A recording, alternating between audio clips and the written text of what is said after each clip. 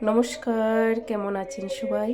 আশা করছি আপনারা সবাই খুব খুব ভালো আছেন। আমিও ভালো আছি। তো আজকে একটা নতুন ভিডিও নিয়ে আসলাম। ভিডিওটি হচ্ছে সয়াবিনের কারি। তো সয়াবিনগুলি আমি ওই ভিজিয়ে রেখেছিলাম গরম জলে। এখন এগুলো উঠিয়ে রেখে দিলাম। তারপরে আলু কেটে নিলাম আর টমেটো কেটে নিলাম, কারণ আমি এটা বানাবো এই পেঁয়াজ রসুন ছাড়াই বানাবো, নিরামিষ। তেল গরম হয়ে গেছে। এখন এই সয়াবিনগুলি ছেড়ে দিলাম, একটু ভেজে নেবো এগুলি। সয়াবিন ভাজা করার সময় একটু নুন দিয়ে দেব আর একটু হলুদ গুঁড়ো। এই যে হলুদ গুঁড়ো দিয়ে দিলাম। সয়াবিনগুলো একটু লাল লাল করে ভেজে নেব।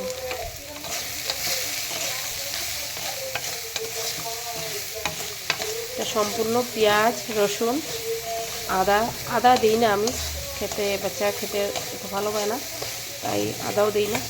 এটা সম্পূর্ণ নিরামিষ তরকারি হবে। এই যে সয়াবিনগুলো একটু ভেজে নেব। এই যে ভাজা হয়ে গেল সয়াবিন, ব্যাস এখন নামিয়ে দেব।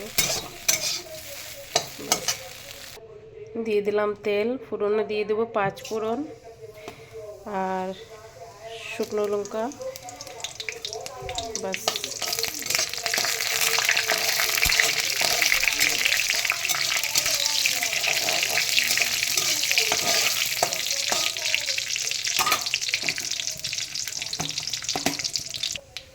এখন দিয়ে দিবে আলু।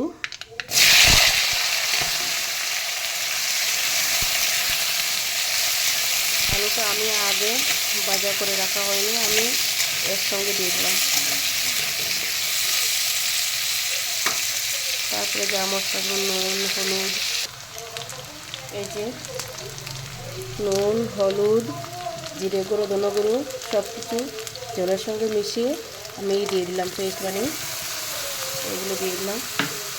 তারপর টমেটো কুচানো দিয়ে দিলাম, দিয়ে একটা দিয়েছি। এখন এগুলি ভালো করে নামাচার করে দেখে দেবো।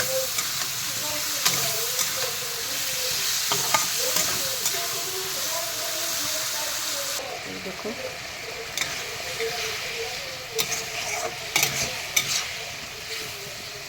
পেঁয়াজ রসুন ছাড়াই দেবো, দেখো।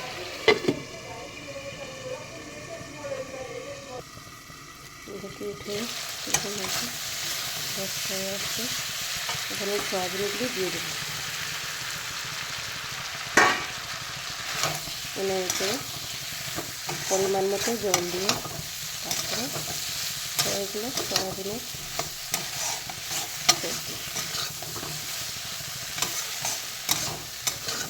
ভিতরে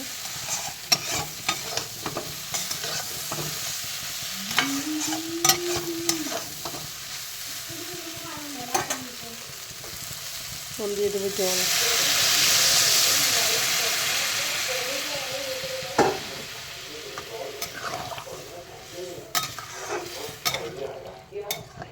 জল দিয়ে কতক্ষণ জাল দিয়ে নামিয়ে নেব সয়াবিনের তরকারি।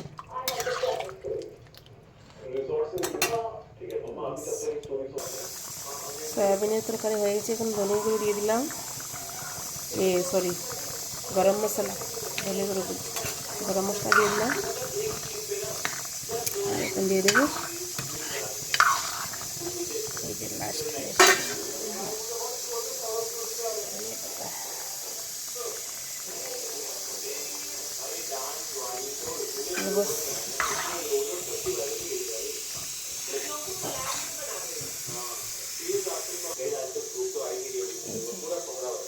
রুটির সঙ্গে খেতে ভালো লাগবে, ভাতের সঙ্গেও জমে যাবে। তো রেসিপিটা যদি ভালো লাগে লাইক শেয়ার কমেন্ট করবেন। বাই।